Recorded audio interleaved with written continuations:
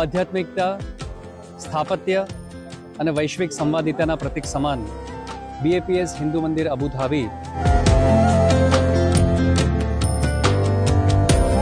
શારજાના રણની અંદર પ્રમુખ સ્વામી મહારાજ અન્ય સંતો અને ભક્તો સાથે વિરાજમાન હતા અને ત્યાં પ્રમુખ સ્વામી મહારાજે સંકલ્પ કરતા કહ્યું કે અબુધાબીમાં મંદિર થાય અને તમામ ધર્મો, દેશો અને સમુદાયો એકબીજાની નજીક આવે.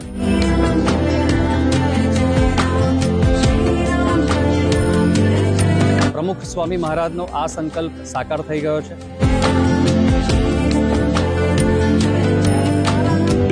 તો આ મંદિર ગ્રીન બિલ્ડિંગ તો છે જ, નાગર શૈલીમાંથી આ મંદિર બનાવવામાં આવ્યું છે.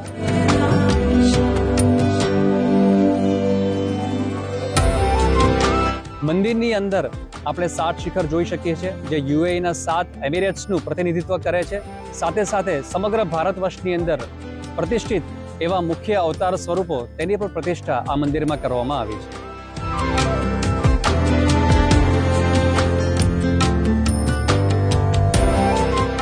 હિન્દુ આધ્યાત્મિકતા, સ્થાપત્ય અને વૈશ્વિક સંવાદિતાના પ્રતીક સમાન BAPS હિન્દુ મંદિર અબુધાબી એના સર્જનની ગાથા આપણે જોઈએ તો 1997 5 એપ્રિલથી એની સર્જન ગાથા શરૂ થાય છે. સૌથી પહેલાં તો પ્રમુખ સ્વામી મહારાજે સંકલ્પ કર્યો એની વાત આપણે કરીએ.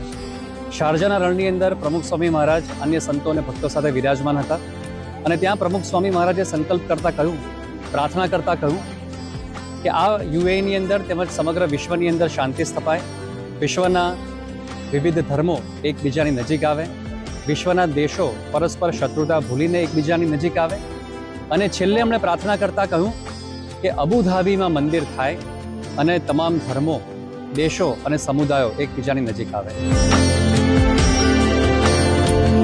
આજે 27 વર્ષ પછી પ્રમુખ સ્વામી મહારાજનો આ સંકલ્પ સાકાર થઈ ગયો છે.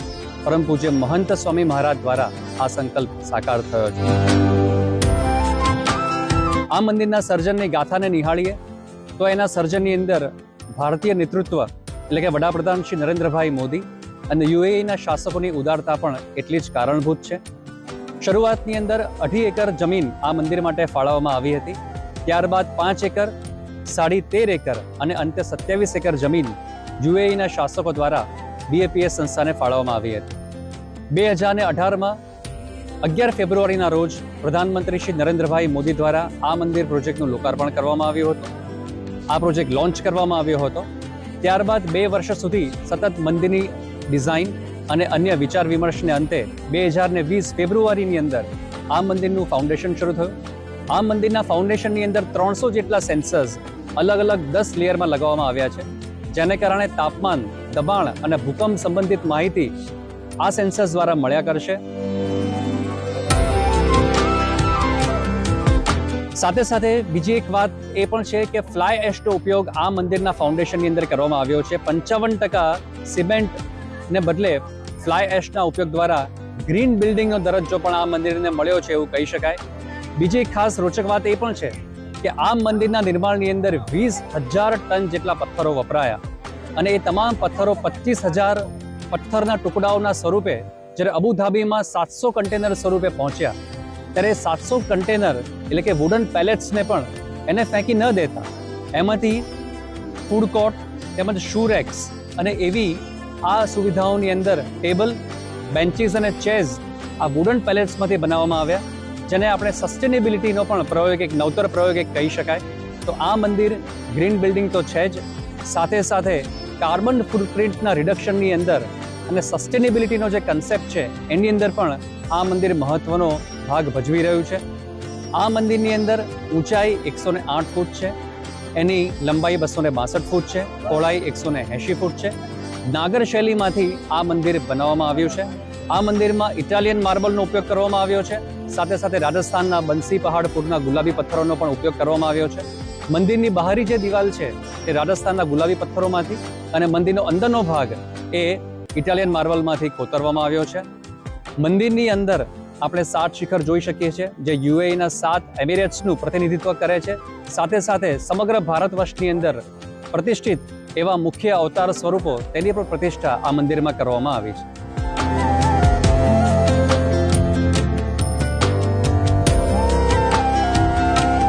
કોતરણીની અંદર આપ નિહાળશો તો મંદિરની અંદર વિશ્વના પ્રાચીન સંસ્કૃતિઓમાંથી એટલે કે ભારતીય સંસ્કૃતિ, ઇજિપ્શિયન સંસ્કૃતિ, યુરોપિયન સંસ્કૃતિ, અરેબિક સંસ્કૃતિ, આ રીતે અલગ અલગ 14 સભ્યતાઓમાંથી મૂલ્ય વાર્તાઓ કોતરવામાં આવી છે.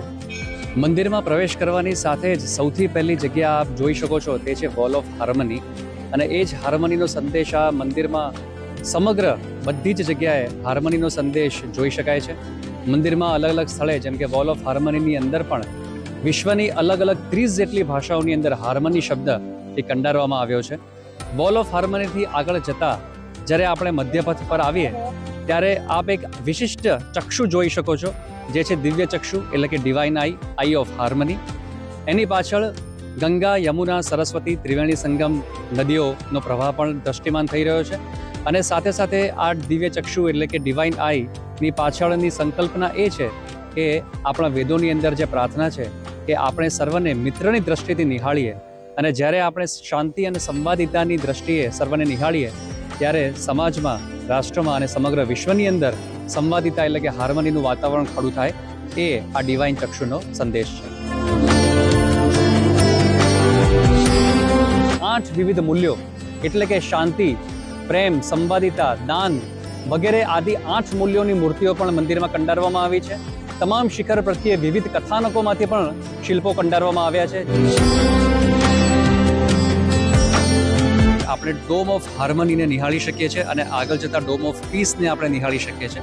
ડોમ ઓફ હાર્મનીની પાછળ કથાનક, એનો વિચાર એ છે કે વિશ્વની અંદર આપણું શરીર પણ પંચમહાભૂતનું બનેલું છે, અને પૃથ્વી, જલ, આકાશ, વાયુ, તેજ એવી રીતે જે 5 જે તત્વો છે એ તમામનું સંવાદિતાને કારણે આ વિશ્વની અંદર શાંતિ અને સંવાદિતા સર્જાય છે. આ વિશ્વના ચાલક બળો રૂપે આ 5 તત્વોને દર્શાવવામાં આવ્યા છે. આગળ જતા સમગ્ર મંદિરની અંદર નિરીક્ષણ કરતા જણાશે કે ટોટલ 402 સ્તંભો આ મંદિરની અંદર દ્રશ્યમાન થાય છે. એક પિલર ઓફ પિલર્સ કરીને વિશિષ્ટ પિલર પણ છે, જેની અંદર 1400 જેટલા નાના પિલર્સ કોતરવામાં આવ્યા છે.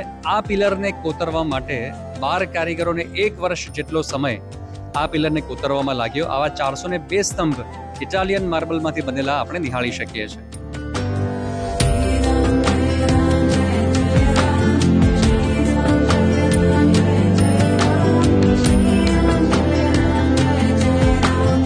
મંદિરમાં સૌથી પહેલા ડાબી બાજુથી આપણે જોઈએ તો શિવ પરિવારની સ્થાપના કરવામાં આવી છે. ભગવાન શિવ, પાર્વતી, કાર્તિકેયજી અને ગણપતિજી.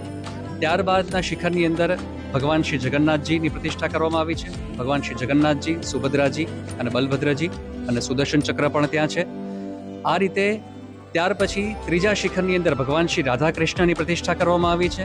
ચોથા શિખરની અંદર ભગવાન અક્ષર પુરુષોત્તમ એટલે કે ભગવાન શ્રી સ્વામિનારાયણ અને તેમના ઉત્તમ ભક્ત ગુણાતીતાનંદ સ્વામી. પાંચમા શિખરની અંદર ભગવાન શ્રી તિરુપતિ બાલાજીની પ્રતિષ્ઠા કરવામાં આવી છે. છઠ્ઠા શિખરની અંદર સ્વામી અયપ્પા ભગવાનની પ્રતિષ્ઠા કરવામાં આવી છે. અને સાતમા શિખરની અંદર રામ પરિવાર એટલે કે ભગવાન શ્રી રામ, સીતાજી, લક્ષ્મણજી અને હનુમાનજીની પ્રતિષ્ઠા કરવામાં આવી છે. આમ સમગ્ર ભારત વર્ષના ખૂણે ખૂણેથી તમામ પ્રતિષ્ઠિત સ્વરૂપોની મૂર્તિઓ અહીંયા પધરાવવામાં આવી છે. અને આ શિખરોની અંદર જે મૂર્તિઓ પ્રસ્થાપિત થઈ છે, જેમ કે ભગવાન શ્રી જગન્નાથજીની મૂર્તિ, ભગવાન શ્રી અયપ્પાજીની મૂર્તિ, તિરુપતિ બાલાજીની મૂર્તિ, આ તમામ મૂર્તિઓની ખાસિયત એ છે કે જે તે પ્રદેશના કારીગરો દ્વારા આ મૂર્તિઓ કંડારવામાં આવી છે, એ તેની વિશેષતા છે. રામ શિખરની આસપાસ રામાયણ, ભગવાન શ્રી રાધા કૃષ્ણના શિખરની આસપાસ મહાભારત અને ભાગવતમ, શિવ શિખરની આસપાસ શિવ પુરાણ અને 12 જ્યોતિર્લિંગને પણ કોતરવામાં આવ્યા છે. ભગવાન શ્રી જગન્નાથના શિખરની આજુબાજુ જગન્નાથની વિશ્વ પ્રસિદ્ધ રથયાત્રા પણ કોતરવામાં આવી છે. આ જ રીતે ભગવાન શ્રી સ્વામિનારાયણ, ભગવાન શ્રી અયપ્પાજી, આ તમામ અવતાર સ્વરૂપોની આસપાસ તેમના જીવન અને કાર્યને કોતરવામાં આવ્યા છે. અને સાથે સાથે બહારી દિવાલ એટલે કે મંડોવરની અંદર એ તમામ અવતારોને અંજલિ આપતા વિશિષ્ટ શાસ્ત્રો અને પુરાણોમાંથી તેમના કથાનક પણ દર્શાવવામાં આવ્યા છે.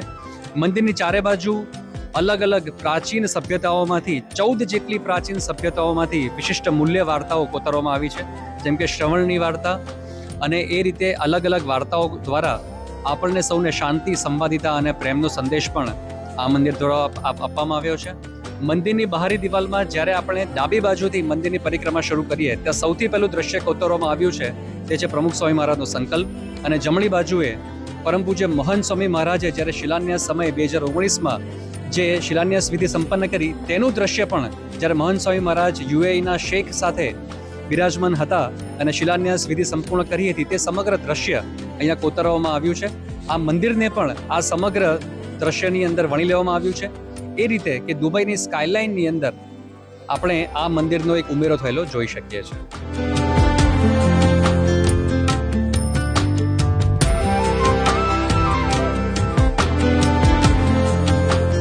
યુએઈ તેના રણ માટે જાણીતું છે, તો ભારત તેની મહાન અને પવિત્ર નદીઓ માટે પણ જાણીતું છે. આ મંદિરની અંદર આપ જોઈ શકશો કે ગંગા, યમુના અને સરસ્વતી એ ભારતની 3 મહાન અને પવિત્ર નદીઓનો સંગમ પણ અહીં બતાવવામાં આવ્યો છે. ગંગા અને યમુનાના પવિત્ર જળ આ મંદિરની અંદર બંને બાજુ અહીંયા આપ જોઈ શકો છો કે જે પ્રવાહ વહી રહ્યો છે, ગંગા અને યમુનાનો તે પ્રવાહ અહીં બતાવવામાં આવ્યો છે. સાથે સાથે મંદિરની ઉપર જતા મંદિરની ડાબી બાજુએથી જ્યારે દર્શનાર્થી પ્રવેશ કરે છે ત્યાં એક એમ્ફી થિયેટર જોવા મળશે, જેને વારાણસી ઘાટ તરીકે પણ ઓળખવામાં આવે છે. વારાણસીની અંદર ઘાટ પર બેઠા બેઠા જેવી રીતે આરતી અને દર્શનની અનુભૂતિ થાય તેવી જ અનુભૂતિ અબુધાબી મંદિરની અંદર ગંગાના કિનારે વારાણસી ઘાટ પર બેઠા હોય તેવી અનુભૂતિ થશે. અને સાથે સાથે દર્શનાર્થી મંદિરના દર્શનની સાથે સાથે આરતીની અંદર પણ જોડાઈ શકશે.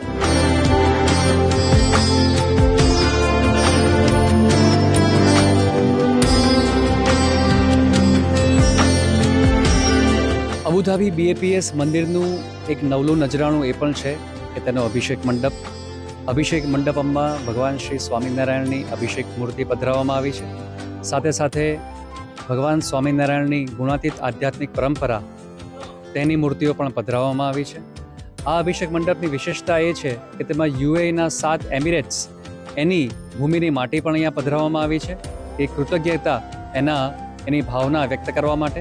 સાથે સાથે ભગવાન સ્વામિનારાયણની જન્મભૂમિ છપૈયાથી લઈને પરમ પૂજ્ય મહંત સ્વામી મહારાજની જન્મભૂમિ જબલપુર સુધી તમામ ગુરુવર્યોની જન્મભૂમિની પ્રાસાદિક એવી રીતે જે માટી છે એ ભૂમિ તેને પણ અહીંયા લાવવામાં આવી છે, જેના ભક્તો અહીંયા દર્શન કરી શકશે. અભિષેક મંડપની અંદર ચરણાવિંદ ડોમ છે, બીજો એક અભિષેક ડોમ છે જેમાં ભગવાન સ્વામિનારાયણની બાળવયથી લઈને ભગવાન સ્વામિનારાયણની કિશોરવય અને અન્ય જીવન અને કાર્યના વિવિધ ચિત્રો અને એના શિલ્પો ખૂબ જ સુંદર રીતે કોતરેલા જોઈ શકાય છે.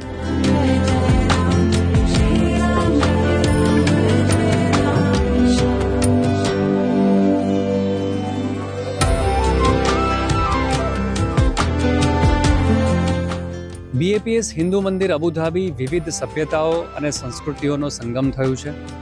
રણ પ્રદેશની રેતી અને ગંગા અને યમુનાનો સંગમ, એની સાથે સાથે વૃક્ષોની અંદર પણ આ મંદિર અનોખા સંગમ રૂપ બન્યું છે. જે વૃક્ષ જોઈ શકાય છે તે સબ ફોસાઇલ ઓક, 6500 વર્ષ કરતાં જૂના આ વૃક્ષો એ અહીંયા લાવવામાં આવ્યા છે.